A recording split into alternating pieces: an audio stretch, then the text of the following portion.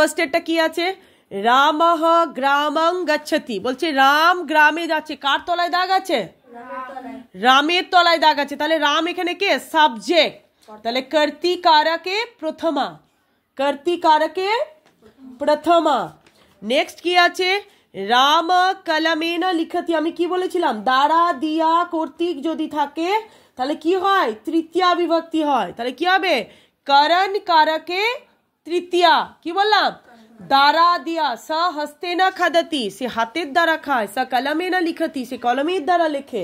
তাহলে এরকম যদি থাকে তাহলে আমি কি লিখবো? করণ কারকে তৃতীয়া। নে না আছে, দেখ নাড়ে না, নাড়ে না কি হয়? মানুষের দ্বারা। আর এইগুলো খুব সোজা। ভিখারিকে ভিক্ষা দাও, কি করছে? দান করছে। তখন কি হবে? সম্প্রদান কারক হবে। আর সম্প্রদান কারকে সবসময় কি চতুর্থী লাগে? চতুর্থী বিভক্তি লাগে। কি বিভক্তি লাগে? চতুর্থী। ভিক্ষায়া। আচ্ছা দেখ, আয়া ভিক্ষ নাড়ায়া কি হয়? চতুর্থী বিভক্তি হয়। তাহলে ভিক্ষুকায়া ভিক্ষাং দাদাতি, ভিক্ষাং দাদাতি। তাহলে ভিখারিকে ভিক্ষা সে কি করছে? দান করছে বা দিচ্ছে। তাহলে কি হবে? সম্প্রদানে চতুর্থী। বলছি এগুলো ঠিক কর, হাত গুটিয়ে বসে আছে। ইন্দ্রাণী খাতা বার কর।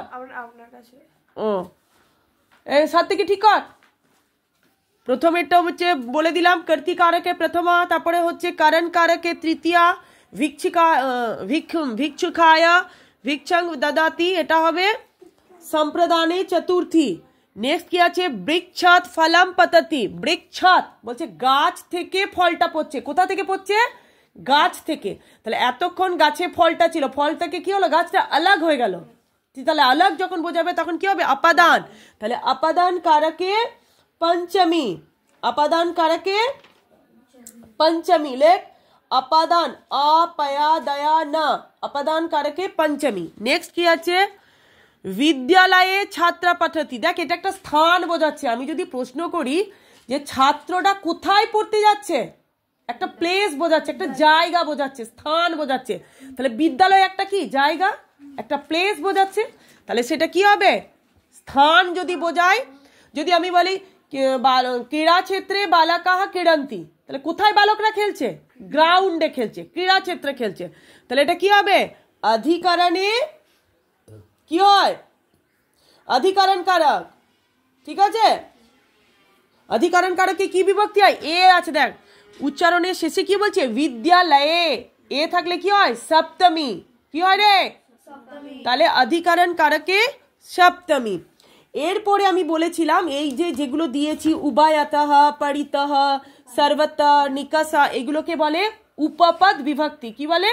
উপপদ বিভক্তি। এগুলোকে দেখেই বোঝা যায়, খুব সোজা।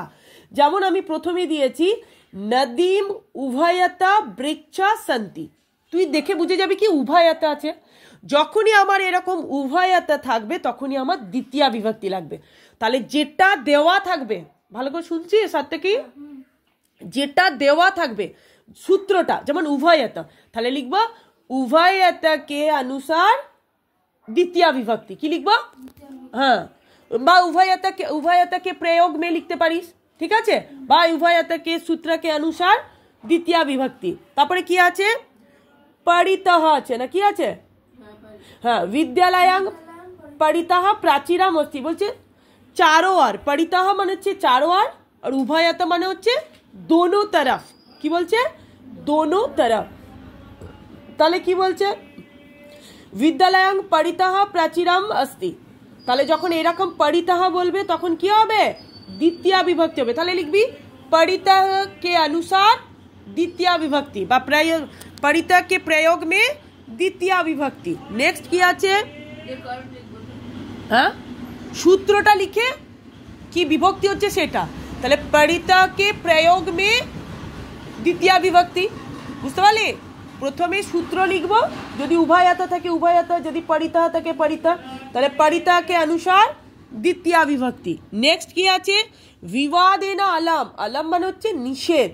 আলামে দুটোই হয়, মনে রাখবি। আলাম শব্দতে তৃতীয় বিভক্তিও হয়, চতুর্থীয় হয়। ভালো করে শোন, কালকে নেব পরীক্ষা, যদি না পারিস না, বিবাদেনা হয়, বিবাদায়া হয়। যদি না থাকে তাহলে তৃতীয়া, যদি য় থাকে তাহলে চতুর্থী, এখানে ন আছে, তাহলে विवाह देना अलम, अलम शब्द के अनुसार तृतीया বা अलम के प्रयोग में तृतीया विभक्ति। যদি থাকতো विवाह दाया अलम তাহলে আমি কি লিখতাম, अलम शब्द के अनुसार चतुर्थी विभक्ति। তারপর কি আছে, বালিকা বালকেনা সাহা খেলতি, বালিকার বালকরা বালকার সাথে খেলছে, তাহলে আমি এটা কি বলবো, সহ আছে, তাহলে সাহার্থে তৃতীয়া, সাহার্থে স হয়া থায়রে পেকার, কার সাথে খেলছে, সহ একটা উল্লেখ আছে, তাহলে সাহার্থে তৃতীয়া। নেক্সট কি আছে, বৃক্ষস্য উপরি মার্কাটাহা ক্রীড়ন্তি, মার্কাটাহা মানে হচ্ছে বানর, বৃক্ষের উপরি, এটা উপরি দেখে আমি বুঝবো, কি দেখে বুঝবো, উপরি দেখে বুঝবো। উপরিতে কি আছে, বৃক্ষস্য তলায় দাগ আছে, সয় নরস্য মানে হচ্ছে মানুষের, তাহলে বৃক্ষস্য কি হবে, বৃক্ষের, তাহলে কি হবে, উপরি विभक्ति के ऊपरी के प्रयोग में षष्ठी विभक्ति, षष्ठी विभक्तिটা কি দেখে বুঝলাম, বৃক্ষস্য আছে। তারপর জনকः পুত্র সহ গচ্ছতি, এটাও লিখবি সাহার্থে তৃতীয়া, সহ আছে, তাহলে সাহার্থে তৃতীয়া। রামস্য দো পুত্র আস্তাম, এখানে সম্বন্ধ বলেছে, রামের দুটো পুত্র, রাম আছে আর পুত্রর মধ্যে বলেছে, তাহলে সম্বন্ধ কারক, ঠিক আছে। তারপর ছাত্রা পাঠানায়া বিদ্যালয় গচ্ছতি, বলছে ছাত্রা পঠানোর জন্য কোথায় যাচ্ছে, বিদ্যালয়ে যাচ্ছে, এটাও হবে অধিকরণ, কোথায়, বিদ্যালয়ে, তাহলে এটাও করবি অধিকরণ কারকে সপ্তমী। তারপর এটাও হবে অধিকরণ কারকে সপ্তমী, ক্রীড়া ক্ষেত্রে বালিকা ক্রীড়ন্তি। তারপরে অহং পাঠং পঠমি, এটা কর্তিকারকে প্রথমা। তারপরে কি দিয়েছিলাম, শিশু দুগ্ধং পিবতি, তাই তো, তাহলে শিশু কি খাচ্ছে, আমি বলেছিলাম কি কি বা কাকে দিয়ে প্রশ্ন করলে কি হয়, কর্মকারক হয়, তাহলে কর্মকারকে দ্বিতীয়া।